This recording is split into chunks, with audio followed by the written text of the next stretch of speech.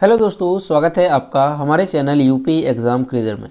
दोस्तों, आज के वीडियो में हम 11 नवंबर से संबंधित उत्तर प्रदेश के सभी एग्ज़ाम्स के लिए मोस्ट इम्पॉर्टेंट करंट अफेयर के क्वेश्चंस को डिस्कस करेंगे और हर एक क्वेश्चन से रिलेटेड आपको फैक्ट भी बताएंगे। और वीडियो के अंत में हम आपसे एक क्वेश्चन भी पूछेंगे जिसका जवाब आपको कमेंट बॉक्स में देना है।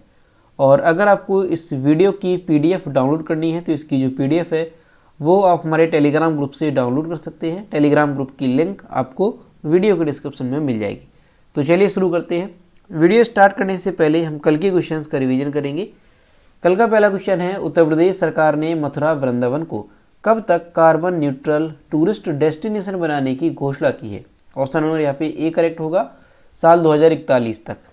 अगला है, खेलो इंडिया यूनिवर्सिटी गेम्स के तीसरे संस्करण का आयोजन किस राज्य में किया जाएगा। तो इसका जो आयोजन है वो उत्तर प्रदेश में किया जाएगा। दोस्तों, उत्तर प्रदेश करंट अफेयर की लास्ट 8 मंथ की अगर आपको PDF ई बुक डाउनलोड करनी है तो इसकी लिंक आपको वीडियो के डिस्क्रिप्शन में मिल जाएगी। और इसके साथ ही अगर आपको सितंबर मंथ की अगर आपको PDF डाउनलोड करनी है या अक्टूबर मंथ की, तो इसकी लिंक भी आपको वीडियो के डिस्क्रिप्शन में मिल जाएगी, जहाँ से आप ये जो मंथली PDF ई बुक है इसे डाउनलोड कर सकते हैं। और अगर इसे डाउनलोड करने में कोई प्रॉब्लम होती है तो साइट पर आपको व्हाट्सएप नंबर और ईमेल मिल जाएगा जिस पर आप कांटेक्ट कर सकते हैं। अगला क्वेश्चन है, उत्तर प्रदेश के किस संस्थान द्वारा खून की ज़रूरत पूरी करने के लिए रक्त खोज ऐप तैयार किया गया। ऑप्शन नंबर यहाँ पे सी करेक्ट होगा, MNNIT प्रयागराज द्वारा। अगला है, इस वर्ष 8 दिवसीय प्रतिष्ठित पुष्कर मेले की मेजबानी कौन सा राज्य करेगा। तो राजस्थान जो है पुष्कर मेले की मेजबानी करेगा। अगला है, हाल ही में निम्नलिखित में से कौन सा देश भारत का शीर्ष तेल आपूर्तिकर्ता बन गया है। तो जो रूस है ये भारत का शीर्ष तेल आपूर्तिकर्ता बन गया है। ऑप्शन नंबर सी इसका करेक्ट हो जाएगा। अगला है, हाल ही में फोर्ब्स की विश्व की सर्वश्रेष्ठ नियोक्ता रैंकिंग 2022 के अनुसार कौन सी कंपनी भारत की सर्वश्रेष्ठ नियोक्ता के रूप में उभरी है। तो जो रिलायंस इंडस्ट्रीज है ये भारत की सर्वश्रेष्ठ नियोक्ता के रूप में उभरी है। अगला है, हाल ही में किसने G20 का लोगो, थीम और वेबसाइट का अनावरण किया। तो प्रधानमंत्री नरेंद्र मोदी ने। अगला है, राष्ट्रीय विधिक सेवा दिवस कब मनाया जाता है। तो राष्ट्रीय विधिक सेवा दिवस 9 नवंबर को मनाया जाता है। अगला है, कौन सी एरोस्पेस कंपनी भारत का पहला निजी तौर पर विकसित रॉकेट लॉन्च करेगी। तो इसका जो करेक्ट आंसर हो जाएगा वो है option number B, Skyroot Aerospace. तो दोस्तों, ये कल के क्वेश्चंस थे जिसका हमने रिवीजन किया।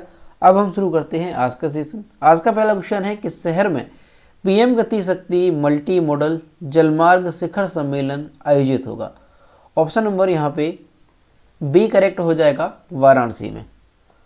दोस्तों, गंगा केंद्रीय बंदरगाह जहाजरानी और जलमार्ग मंत्रालय के भारतीय जलमार्ग प्राधिकरण की तरफ से वाराणसी में 11 और 12 नवंबर को PM गति शक्ति मल्टी मॉडल जलमार्ग शिखर सम्मेलन का आयोजन किया जाएगा।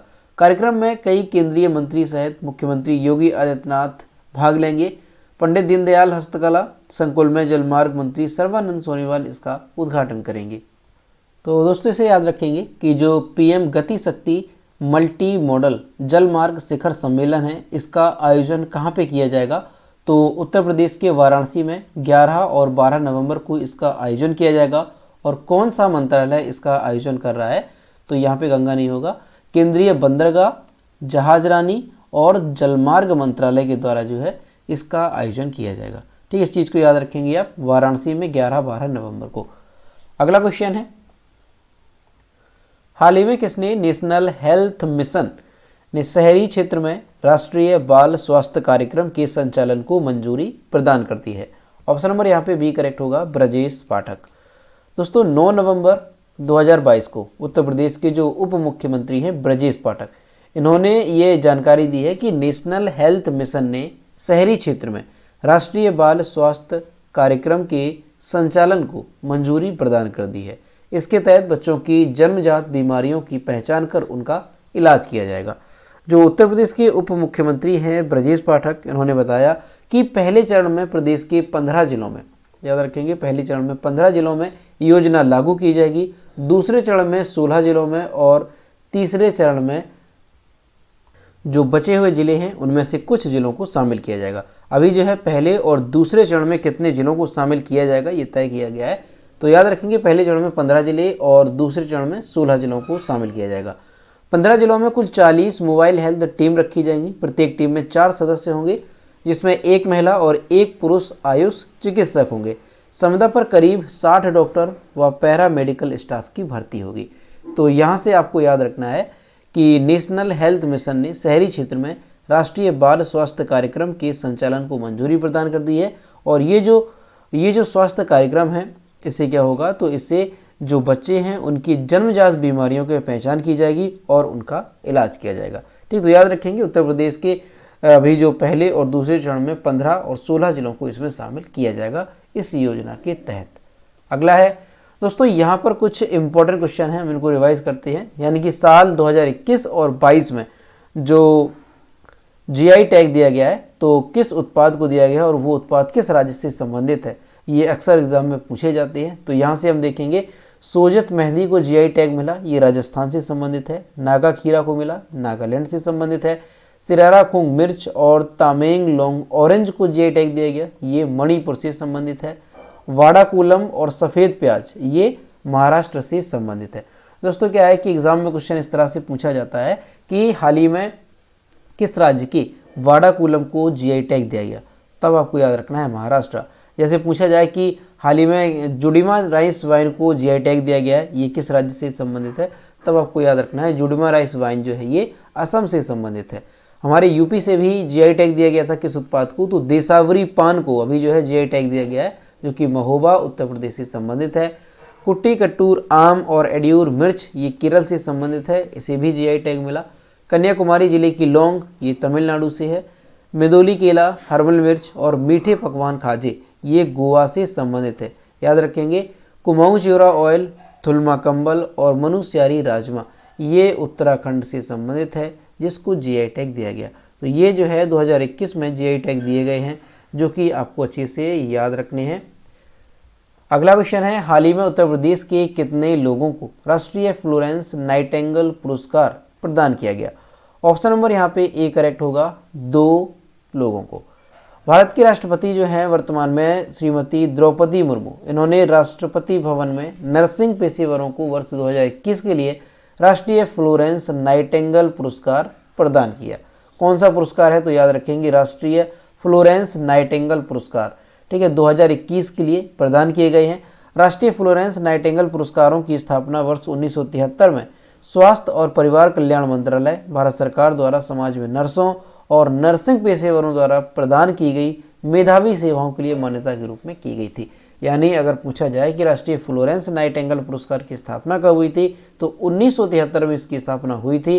किस मंत्रालय के द्वारा, तो स्वास्थ्य और परिवार कल्याण मंत्रालय के द्वारा। दोस्तों 2021 की अगर हम बात करें कि 2021 में कुल कितने नर्सों को जो है ये पुरस्कार दिया गया है, तो देश भर में 51 नर्सों को, इस बात को याद रखेंगे, 51 नर्सों को राष्ट्रीय फ्लोरेंस नाइटिंगेल पुरस्कार 2021 से सम्मानित किया गया। इसमें हम अगर अपनी यूपी की बात करें तो यूपी से दो नर्सों को याद रखेंगे आप, सुमन दुबे नाम याद रखेंगे, और इसके अलावा सहायक कमांडेंट लिस्सी अचन कुंजू, इनको जो है क्या दिया गया है, राष्ट्रीय फ्लोरेंस नाइटिंगेल पुरस्कार 2021 प्रदान किया गया है। तो दोनों नाम ये इंपॉर्टेंट है, याद रखेंगे, और टोटल 51 इसे भी याद रखेंगे। अगला है, हाल ही में T20 इंटरनेशनल में 4000 रन बनाने वाले विश्व के पहले खिलाड़ी कौन बने? तो ये बन गए हैं Virat Kohli, option number C इसका करेक्ट होगा। और यहाँ आप देख सकते हैं ये हैं विराट कोहली।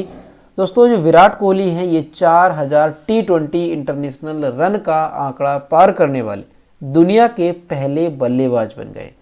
वह खेल के सबसे छोटे प्रारूप में भारत के लिए 3000 रन का आंकड़ा पार करने वाले पहले खिलाड़ी भी है। यानी कि अगर भारत में देखा जाए तो 3000 रन का आंकड़ा पार करने वाले ये पहले खिलाड़ी हैं। रोहित शर्मा के 3853 रन हैं, न्यूजीलैंड के मार्टिन गुप्टिल के 3531 और पाकिस्तान के जो कप्तान हैं बाबर आजम, इनके 3323 रन हैं। और जो विराट कोहली हैं इन्होंने 4000 का आंकड़ा पार कर लिया है, और ऐसा करने वाले ये दुनिया के पहले बल्लेबाज बन गए हैं। तो याद रखेंगे आप, वेरी इंपॉर्टेंट रहेगा। T20 इंटरनेशनल जो क्रिकेट है इसमें जो 4000 रन का आंकड़ा है ये किसने पार किया है, तो विराट कोहली जो है ऐसे दुनिया के पहले बल्लेबाज बन गए।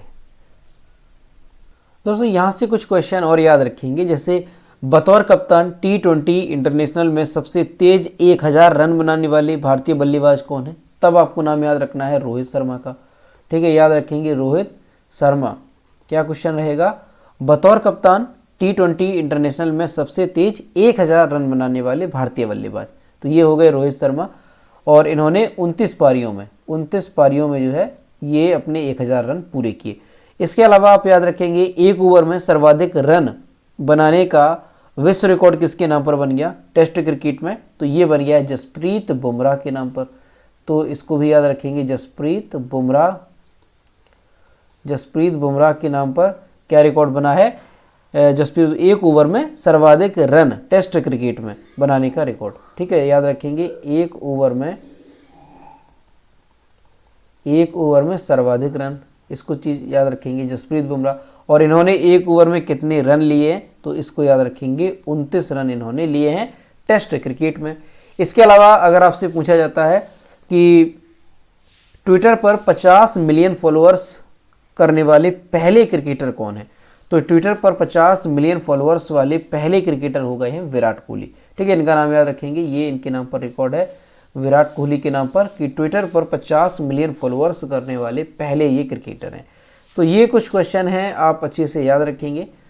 अगला है, हाल ही में किस राज्य सरकार ने मुख्यमंत्री देवदर्शन यात्रा योजना का शुभारंभ किया? ऑप्शन नंबर यहाँ पे ए करेक्ट होगा, गोवा ने। दोस्तों गोवा के जो मुख्यमंत्री हैं उन्होंने 8 नवंबर 2022 को एक राज्य प्रायोजित तीर्थ यात्रा योजना मुख्यमंत्री देवदर्शन यात्रा योजना का शुभारंभ किया। ये जो योजना है इसके तहत क्या होगा? तो योजना के तहत 50 वर्ष से अधिक आयु के लोग इस योजना में आवेदन करने के पात्र होंगे। और इस योजना के तहत गंतव्य स्थलों में क्या होगा? तीर्थ यात्रा कराई जाएगी इसके तहत। और इसमें जो गंतव्य स्थल है वो तमिलनाडु में वेलंकन्नी है, महाराष्ट्र में शिरडी है और आंध्र प्रदेश में तिरुपति मंदिर शामिल है। इनकी जो है क्या कराई जाएगी?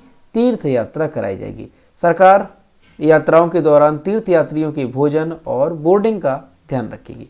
तो ये चीज़ आप याद रखेंगे। अगर पूछा जाता है कि मुख्यमंत्री देवदर्शन यात्रा योजना किस राज्य से संबंधित है, तो ये गोवा से संबंधित है। गोवा में इस योजना को शुरू किया गया है। ठीक, तो इस चीज़ को याद रखेंगे, मुख्यमंत्री देवदर्शन योजना। अब दोस्तों यहाँ पर गोवा की बात है तो गोवा के बारे में जानते हैं। तो सबसे पहले यहाँ पर हम मैप में देखेंगे कि गोवा है कहाँ पर। तो यहाँ पर आप देख सकते हैं, ये जो है देख सकते हैं छोटा सा है गोवा, जो कि महाराष्ट्र और कर्नाटक के बीच में यहाँ पे पड़ता है। महाराष्ट्र और कर्नाटक की सीमा को ये साझा करता है गोवा।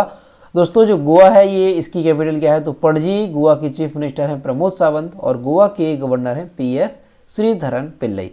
और गोवा में जो लोकसभा की सीटें हैं वो कितनी हैं? तो याद रखेंगे 2 और राज्यसभा सीटों की संख्या है 1।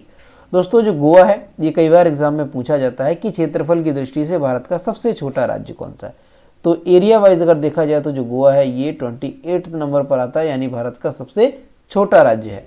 वहीं अगर आपसे पॉपुलेशन वाइज अगर पूछ लिया जाए तो पॉपुलेशन वाइज भी आपको याद रखना है, जो गोवा है ये 26वें नंबर पे आता है। और यहीं से याद रखेंगे कि पॉपुलेशन वाइज भारत का सबसे छोटा राज्य कौन सा है, तब आप याद रखेंगे वो है सिक्किम।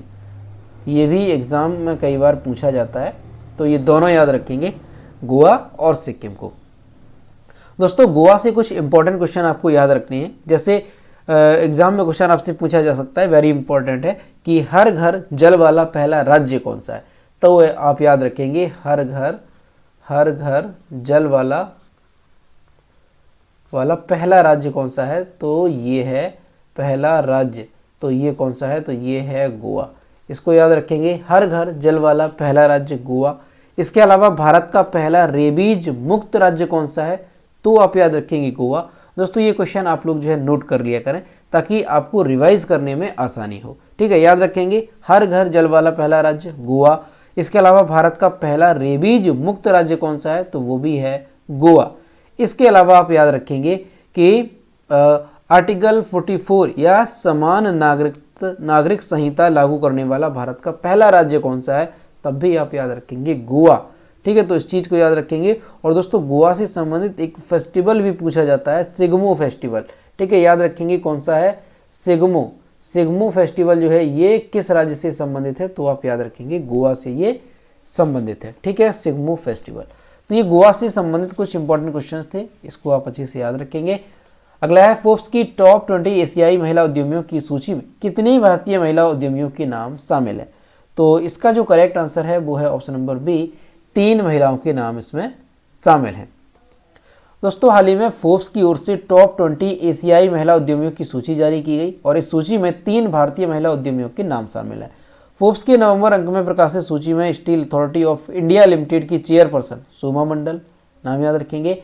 इसके साथ ही एमक्योर फार्मा की एग्जीक्यूटिव डायरेक्टर नमिता थापर और होनासा कंज्यूमर की को फाउंडर तथा चीफ इनोवेशन ऑफिसर गजल अलग के नाम इसमें शामिल है। यानी एशिया की टॉप 20 महिला उद्यमियों की सूची में भारत की केवल 3 महिला उद्यमियों के नाम इसमें शामिल हैं।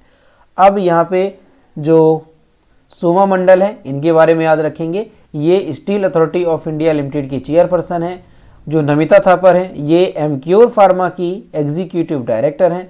और जो गजल अलग हैं, ये होनासा कंज्यूमर की को फाउंडर और चीफ इनोवेशन ऑफिसर है। ठीक, तो ये चीज़ याद रखेंगे। और यहाँ पर अगर हम इमेज देखते हैं तो ये आप देख सकते हैं तीनों महिलाओं की इमेज। ये कौन है? ये हैं बीच में सोमा मंडल। ठीक है, क्या नाम है? सोमा मंडल। और यहाँ पे आप देख सकते हैं ये हैं नमिता थापर और यहाँ पर आप देख सकते हैं गजल अलग। ये तीनों महिलाओं की सूची जो है अभी भारत की ओर से इन्हें शामिल किया गया है टॉप 20 एशिया की महिला उद्यमियों में। अगला है, state of the global climate 2022 report किसके द्वारा जारी की गई है? ऑप्शन नंबर यहाँ पे करेक्ट हो जाएगा सी, विश्व मौसम विज्ञान संगठन के द्वारा। दोस्तों, हाल ही में विश्व मौसम विज्ञान संगठन के द्वारा WMO provisional state of the global climate 2022 report में कहा गया कि 1993 के बाद से समुद्र के स्तर में वृद्धि की दर दोगुनी हो गई है। रिपोर्ट जो अभी जारी की गई है, इसके 27वें कॉन्फ्रेंस में ये जारी की गई है। WMO संयुक्त राष्ट्र की एक विशेष एजेंसी है। WMO का फुल फॉर्म क्या है? तो इसे भी याद रखेंगे, वर्ल्ड मेटेरोलॉजिकल ऑर्गेनाइजेशन, यानी कि विश्व मौसम विज्ञान संगठन। ठीक है, इसको चीज़ को याद रखेंगे, WMO का फुल फॉर्म। और दोस्तों, UNFCCC, इसका फुल फॉर्म क्या है? तो इसका भी फुल फॉर्म याद रखेंगे, United Nations framework convention on climate change. तो इसकी जो अभी 27वीं कॉन्फ्रेंस हुई उसमें ये रिपोर्ट अभी जारी की गई है। ठीक, तो याद रखेंगे, ये वायुमंडलीय विज्ञान, जलवायु विज्ञान, जल विज्ञान और भूभौतिक पर अंतर्राष्ट्रीय सहयोग को बढ़ावा देने के लिए कार्य करता है। कौन? तो ये जो WMO है, विश्व मौसम विज्ञान संगठन। तो यहाँ से आप याद रखेंगे कि विश्व मौसम विज्ञान संगठन द्वारा हाल ही में जो है एक रिपोर्ट जारी की गई है और इसके अनुसार क्या बताया गया कि 1993 के बाद से समुद्र के स्तर में वृद्धि की दर दोगुनी हो गई है। अब दोस्तों, विश्व मौसम विज्ञान संगठन की अगर हम बात करें तो इसकी जो स्थापना है वो कब हुई थी? तो इसे आप याद रखेंगे, WMO की स्थापना हुई थी 23 मार्च 1950 में। ठीक है, कब हुई थी? 23 मार्च 1950 में जो है इसकी स्थापना हुई थी। और इसका जो हेड क्वार्टर है वो कहाँ पे है? तो ये वेरी इंपॉर्टेंट होता है, तो इसे आप याद रखेंगे, जिनेवा में जो है इसका हेड क्वार्टर है WMO का, यानी कि विश्व मौसम विज्ञान संगठन का। अगला है, भारत, जापान और किस देश की नौसेना ने हाल ही में मालाबार नौसेना अभ्यास में भाग लिया? तो ऑप्शन नंबर सी इसका करेक्ट हो जाएगा, अमेरिका, ऑस्ट्रेलिया। दोस्तों, भारत जापान के योकोसुका में शुरू होने वाले 26वें अंतर्राष्ट्रीय मालाबार नौसेना अभ्यास में भाग ले रहा है। मालाबार नौसेना अभ्यास में ऑस्ट्रेलिया, जापान और अमेरिका भी भाग ले रहा है, यानी कि 4 देश, ऑस्ट्रेलिया, जापान, अमेरिका और भारत। इन देशों के नौसैनिक बल अगले महीने की 18 तारीख तक अभ्यास में हिस्सा लेंगे। इस कार्यक्रम में भारतीय नौसेना के जहाज शिवालिक और कामोर्टा प्रदर्शन के लिए तैयार है। मालाबार अभ्यास 1992 में भारत और संयुक्त राज्य अमेरिका की नौसेनाओं के बीच शुरू किया गया था। ठीक है, इस चीज़ को याद रखेंगे कि जो मालाबार अभ्यास है ये सबसे पहले किन 2 देशों के बीच शुरू हुआ था? तो ये हुआ था किसके बीच? अमेरिका और भारत के बीच। ठीक है, भारत और संयुक्त राज्य अमेरिका के बीच शुरू हुआ था 1992 में। तो यहाँ से याद रखेंगे जो मालाबार अभ्यास है ये किन देशों के बीच आयोजित किया जा रहा है? तो भारत, जापान, अमेरिका और ऑस्ट्रेलिया। दोस्तों, यहाँ पर कुछ महत्वपूर्ण द्विपक्षीय सैन्य अभ्यास हैं, तो ये किन 2 देशों के बीच आयोजित होता है इनको यहाँ पर हम देखेंगे। कई बार यहाँ से क्वेश्चन पूछ लिए जाते हैं। तो संप्रीति जो सैन्य अभ्यास है ये भारत और बांग्लादेश के बीच होता है।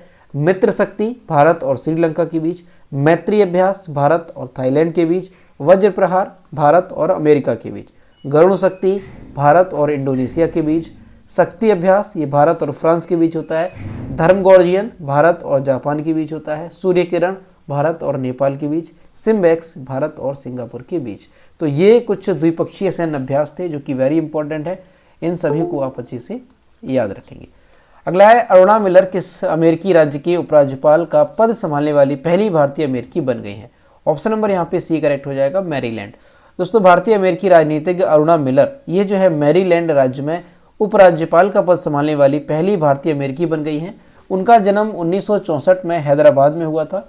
हालांकि जब उनका जन्म हुआ तब वो हैदराबाद में थी, लेकिन जब वह 7 साल की हुई तब उनका जो परिवार है वो संयुक्त राज्य अमेरिका आ गया था। वह न्यूयॉर्क में पली बढ़ी और उसके पास सिविल इंजीनियरिंग में BS डिग्री है। तो याद रखेंगे आप कि पहली भारतीय अमेरिकी बन गई है मैरीलैंड राज्य, जो कि अमेरिका का एक राज्य है, इसमें उपराज्यपाल का पद संभालने वाली। अगला है विश्व उपयोगिता दिवस कब मनाया जाता है? 2022 का ये कब मनाया गया? तो ये मनाया गया है, ऑप्शन नंबर यहाँ पे डी करेक्ट होगा, 10 नवंबर को। दोस्तों जो विश्व उपयोगिता दिवस है ये हर साल कब मनाया जाता है? तो नवंबर के दूसरे गुरुवार को मनाया जाता है, और इस साल यानी 2022 में ये कब मनाया गया? तो 10 नवंबर को ये मनाया गया। तो ये चीज़ याद रखेंगे आप कि हर नवंबर के दूसरे गुरुवार को ये मनाया जाता है, 10 नवंबर को। इसकी डेट जो है वो फिक्स नहीं है, इस साल ये 10 नवंबर को पड़ा है। इस दिवस का उद्देश्य क्या होता है? तो विभिन्न समुदायों को एक साथ लाना जो इस दुनिया को रहने के लिए एक आसान जगह बनाने में काम कर सकें। इसे मेक थिंग्स इजियर डे के नाम से भी जाना जाता है। साल 2022 की थीम क्या रही? तो अवर हेल्थ ये जो है इसकी थीम रही है। तो याद रखेंगे आप विश्व उपयोगिता दिवस कब मनाया जाता है? तो नवंबर के दूसरे गुरुवार को, और 2022 में 10 नवंबर को ये मनाया गया। तो दोस्तों ये थे 11 नवंबर से संबंधित उत्तर प्रदेश के सभी एग्जाम्स के लिए मोस्ट इंपॉर्टेंट करंट अफेयर के क्वेश्चन जो कि हमने डिस्कस किए। अब हम देखते हैं कल के वीडियो को क्वेश्चन जो हमने आपसे पूछा था। तो ये कल के वीडियो का क्वेश्चन है जो हमने आपसे पूछा था कि उत्तर प्रदेश के किस जिले के उमा सिंह ने हिमाचल प्रदेश में मनाली स्थित माउंट फ्रेंडशिप की चोटी साइकिल से फतह करके एक नया रिकॉर्ड बनाया? तो इसका जो करेक्ट आंसर था वो ऑप्शन नंबर बी था, गोरखपुर। और लगभग सभी स्टूडेंट्स ने इसके सही जवाब किए। और मैं आपसे रोज कहता हूं कि जो भी क्वेश्चन आपसे पूछा जाए तो सभी लोग क्वेश्चन का आंसर जरूर किया करो। तो ये है आज का क्वेश्चन, हाल ही में किसने देश के 50वें मुख्य न्यायाधीश के रूप में शपथ ग्रहण की है? इसका जो भी करेक्ट आंसर है वो आपको कमेंट बॉक्स में बताना है, और सभी लोग क्वेश्चन का आंसर जरूर करेंगे। तो दोस्तों आज का वीडियो कैसा लगा? अगर वीडियो पसंद आया है तो इसे लाइक करें, अपने दोस्तों के साथ शेयर करें, और अगर अभी तक हमारे चैनल पर नए हैं तो इसी तरह के वीडियो पाने के लिए हमारे चैनल को सब्सक्राइब जरूर करें। तो मिलते हैं नेक्स्ट वीडियो में। Thank you.